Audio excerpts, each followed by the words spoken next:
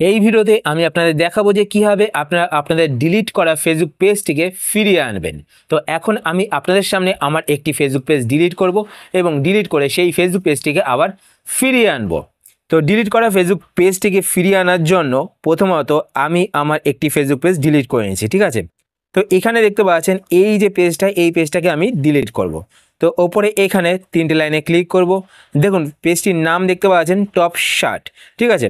তো এই পেজটাই কিন্তু আমি ডিলিট করব।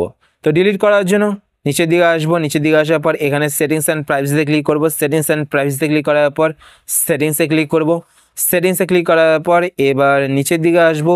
নিচের দিকে আসার পর এখানে একটি অপশান হচ্ছে অ্যাক্সেস অ্যান্ড কন্ট্রোলস। তো অ্যাক্সেস অ্যান্ড কন্ট্রোলস এই অপশানেতে ক্লিক করব। এই অপশানে ক্লিক করার পর এইবার আমি এখানে ডিঅ্যাক্টিভেশন অ্যান্ড ডিলিশনে ক্লিক করব। ক্লিক করার পর এবার আমি এখান থেকে ডিলিট পেজ সিলেক্ট করব। সিলেক্ট করার পর কন্টিনিউ বাটনে ক্লিক করব। কন্টিনিউ বাটনে ক্লিক করার পর এবার আমি এখান থেকে একটি রিজন সিলেক্ট করব, যে এই রিজনের জন্য আমি ফেসবুক পেজটিকে ডিলিট করতে চাইছি। তারপর এখানে কন্টিনিউ বাটনে ক্লিক করব। কন্টিনিউ বাটনে ক্লিক করার পর নিচের দিকে চলে আসবো। নিচের দিকে আসার পর এখানে কন্টিনিউ বাটনে ক্লিক করব। কন্টিনিউ বাটনে ক্লিক করার পর এখানে আমার ফেসবুক অ্যাকাউন্টে পাসওয়ার্ডটি চাইছে, তো পাসওয়ার্ডটি আমি দিয়ে দিচ্ছি। পাসওয়ার্ড দেওয়ার পর আবার কন্টিনিউ বাটনে ক্লিক করব।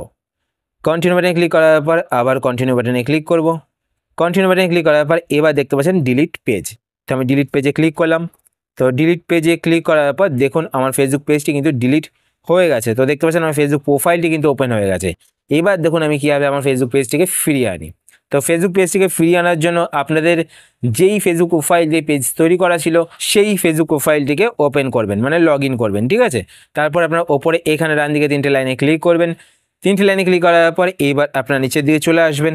নিচের দিকে আসার পর এখানে দেখতে পাবেন সেটিংস অ্যান্ড প্রাইভেসি বলে একটি অপশন শো করবে। তো আপনার সেটিংস অ্যান্ড প্রাইভেসি এই অপশানেতে ক্লিক করবেন। এই অপশানেতে ক্লিক করার পর এবার আপনারা এখানে সেটিংস দেখতে পাবেন। তো আপনার সেটিংস অপশানেতে ক্লিক করবেন।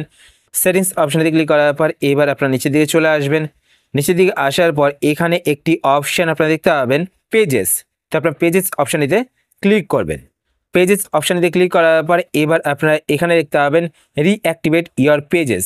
তো আপনারা ওপরের দিকে এখানে ডান দিকে ভিউজ দেখতে পাবেন। তো আপনারা ভিউজে ক্লিক করবেন। ভিউজে ক্লিক করার পর এবার আপনারা এখানে দেখতে পাচ্ছেন লাস্টের দিকে টপ শার্ট এই পেজটি কিন্তু শো করছে। দেখুন আমি এখানে রিঅ্যাক্টিভেটে ক্লিক করলাম। তো রিঅ্যাক্টিভেটে ক্লিক করলাম যেই আমার ফেসবুক পেজটি কিন্তু অ্যাক্টিভেট হয়ে যাবে। এবার এখানে কিন্তু আপনারা সেই ফেসবুক পেজগুলোই দেখতে পাবেন যেই ফেসবুক পেজগুলো আপনারা 30 দিনের মধ্যে ডিলিট করেছেন। কেননা 30 দিন পর কিন্তু আপনাদের ফেসবুক পেজ পার্মানেন্টলি ডিলিট হয়ে যাবে।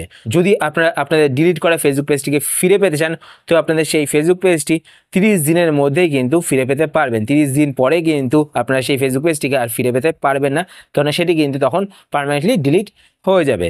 তো এইভাবে কিন্তু যদি আপনারা 30 দিনের মধ্যে ফেসবুক পেজ ডিলিট করে থাকেন সেই ফেসবুক পেজটিকে ফিরিয়ে আনতে পারেন। আশা করছি আজকের ভিডিও আপনাদের হেল্পফুল হয়েছে। যদি হেল্পফুল হয়ে থাকে তাহলে অবশ্যই লাইক করে দেবেন। আর আপনারা যদি এই চ্যানেলে নতুন হয়ে থাকেন তো চ্যানেলটিকে সাবস্ক্রাইব করে পাশে বেল আইকনটিকে অল করে রাখবেন এরকম নতুন নতুন ফেসবুক টিপস সেটের ভিডিও নোটিফিকেশন পেতে। আর আপনি যদি ফেসবুক পেজ থেকে ভিডিও দেখে থাকেন তো পেজটিকে লাইক এবং ফলো করে পেজের সাথে অবশ্যই থাকবেন। তো আজকের মতো এই পর্যন্তই, আবার দেখা হবে আপনার সাথে নতুন একটি ভিডিওতে। তো টাটা, সবাই ভালো থাকবেন।